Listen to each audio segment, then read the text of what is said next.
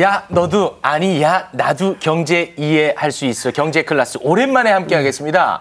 경제 정봉이 박정호 교수님 아주 오랜만입니다. 어서 오십시오. 안녕하십니까. 안녕하세요. 네, 깜짝 놀랄 만한 분이 또 나오셨어요. 형이 거기서 왜 나와? 배우 이광기 씨 나오셨습니다. 네, 안녕하십니까. 네, 반갑습니다. 네, 반갑습니다. 근데 이제 정말 36년차 베테랑 중견 배우라고 할 수 있는데 그게 본캐잖아요. 네네네. 근데 아트 디렉터, 뭐 부캐로서 진짜 의외예요. 활발하게 활동하고 근데 계세요. 사실 제가 이제 그 2000년도부터 지금까지 거의 한 20년 정도를 제가 사실 그 취미로, 왜냐면 제가 연기를 할 때마다 제가 스트레스를 풀 데가 없으니까 이제 가족들하고 이제 인사동을 다니면서 이제 젊은 작가들 그리고 갓 졸업한 작가들 그림을 이제 하나씩 이제 제가 이제 사 모으면서 어느 순간에 제가 이제 컬렉터가 돼 있더라고요. 예. 이제 그러다가 2010년 이후부터는 그 미술품을 가지고 좀 더 의미 있는 일을 좀 해보자. 그래서 제가 나눔을 통해서 미술품을 판매해서 그 판매된 수익금으로 제가 이제 그 자선단체에다 기부를 해서 그걸로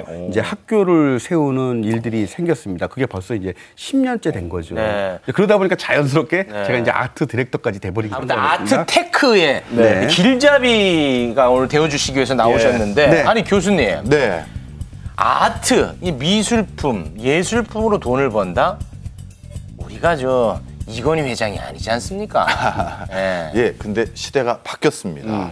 아트테크란 방금 우리 이광기 선생님이 말씀하신 것처럼 한마디로 미술 작품에 투자해서 재테크를 한다라는 말인데요.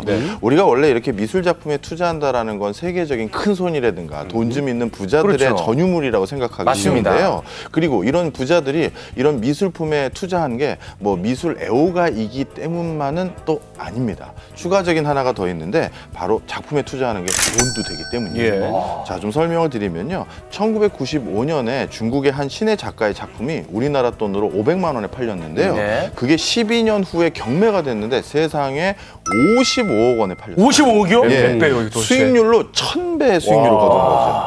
그리고 헐리우드 배우 휴 그랜트는 잘 아시죠? 네. 예, 휴 그랜트는 팝아트의 거장인 앤디 워홀의 작품을 이 작품이에요? 네. 예, 맞습니다. 네. 6년 만에 판매해서 무려 200억 원의 수익을 거뒀습니다. 그러다 보니까 해외에서는 이 아트에 투자해서 돈을 버는 게 이미 보편화됐죠. 듣고 보니까 작품 고르는 선구원만 있으면 뭐 아파트 10채라도 안 부러운 상황인데 네. 이광기 씨도 그러면 이렇게 좀 대박난 작품 있습니까? 근데 뭐 저는 사실 이거를 아트테크로 접근하지는 않았습니다. 내가 좋아했던 작품들을 이제 보다 보니까 저의 그 자산 규모라든가 제가 살 수 있는 규모의 한돈에서 구입을 했는데 제가 한 10여 년 전에 제가 이제 그 호박 테마를 가지고 작품을 하시는 야유이 쿠사마 그건 이제 조작품인데요.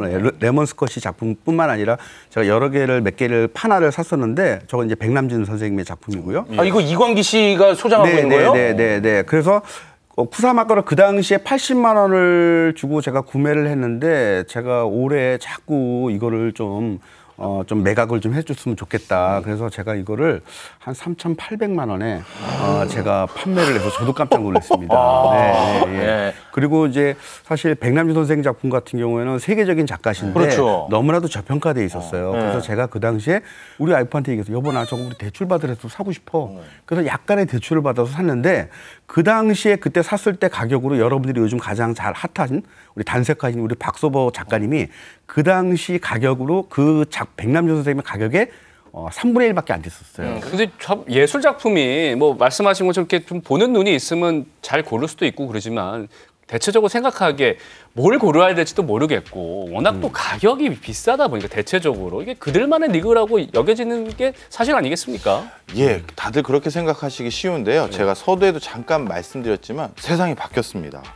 미술품 투자는 부자들의 고급 취미라든가 상류층의 재테크 수단 이렇게 치부되기 쉬웠었는데요. 이제 그게 달라졌는데요. 일례로 지난 5월 달에 4일 동안 열린 아트 부산 페어 2021이라는 저 페어에서 방문객만 무려 8만 명이 왔고요. 저기에서 판매된 판매 금액만 최소 350억 원에 해당됩니다. 이건 국내 아트 페어 규모에서 최대 규모를 올렸는데요. 근데 더 놀라운 것은요. 저 아트 페어에 참여한 대표적인 참여자들 누구냐면 부자도 미술품 애호가도 아니라 흔히 말한 MZ 세대들입니다. 아, 그래요? 예, 실제로 세계 최대 아트페어에서 발간한 보고서에 따르면요, 미국, 영국, 중국 등 세계 주요 국가들의 고액 자산가 컬렉터 중 무려 56%가 전체 절반 이상이죠. 80년대생들입니다. 아, 그래요? 야, 저는 이런 세계가 있다는 것도 전혀 몰랐는데 이미 2030은 여기에 관심을 굉장히 많이 보이고 있나 보군요. 그럼요. 그래서 아무래도 우리 시청자뿐만 아니라 우리 여기 계시는 MC분들도 궁금하실 것 같아서 제가 영상으로 준비했습니다. 함께 보시죠. 야, 와, 여기 좋아 보이는데 어딥니까? 저희 미술 스튜디오 오늘 여기서 온라인 경매를 할 예정입니다. 경매 중인 거죠? 네.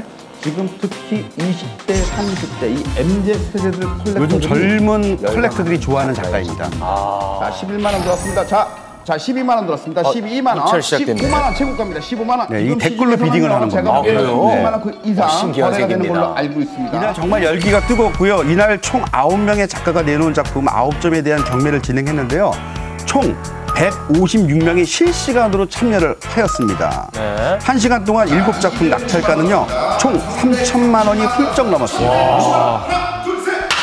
대단하네요. 열기도 그렇고. 좀 가볍게 하시네.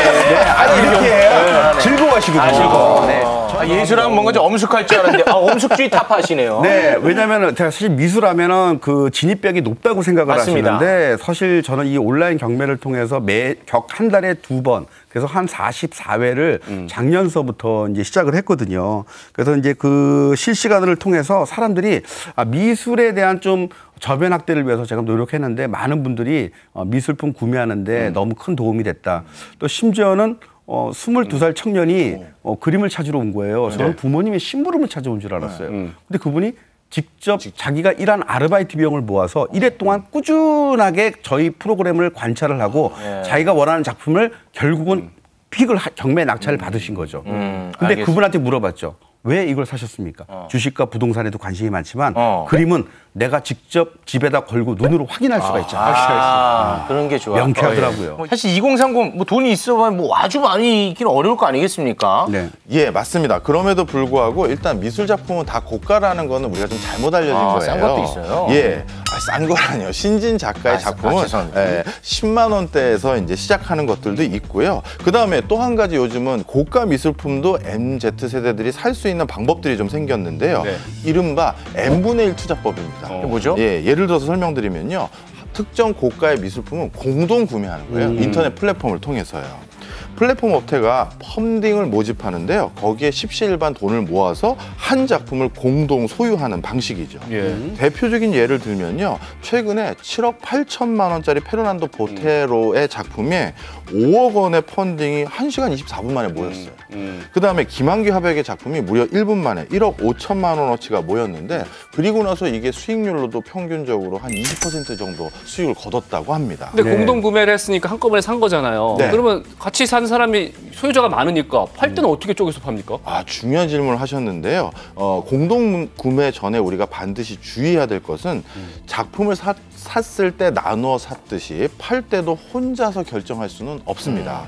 그래서 전체 구매자의 50% 이상의 동의를 얻어야지만 판매가 가능하고요. 그러니까 내가 원하는 타이밍에 원하는 가격으로 팔 수 없다라는 리스크는 분명히 있습니다. 네. 이 아트테크 사실 이것도 좀 주의 깊게 접근해야 되지 않겠습니까? 우리 시청자 여러분들을 위해서 네. 성공하는 아트테크 꿀팁 좀 전해주십시오. 이제 꿀팁은 중요한 건 어떤 아트테크로 접근하는 것보다도 내가 좋아하는 작품, 내가 걸어놓고 가장 행복해할 수 있는 그림, 가격이 중요하지 않습니다. 정말 10만 원짜리 젊은 작가의 그림을 보고도 내가 감동을 받고 눈물을 흘릴 수 있고 행복한 그림은 그게 본인한테는 가장 최고의 컬렉션이라고 저는 생각합니다. 네. 이게 뭐 이거를 어떤 재테크 수단보다도 일단 내가 좋아해야 되는 거 아니겠습니까? 맞습니다. 중요한 말씀이세요. 그리고 제가 여기 우리 경제 클래스에서 늘 하는 말씀이 있죠. 공부하고 투자해라. 공부해야 돼. 그래서 저는 이런 걸 투자할 때도 우리 이광규 선생님처럼 많은 학습을 하신 분들의 조언과 관심을 통해서 조언을 듣고 투자했으면 좋겠습니다. 네, 알겠습니다. 다음에 한번 또 시간을 마련하겠습니다. 네, 두 분한테 감사합니다. 수고하셨습니다. 네.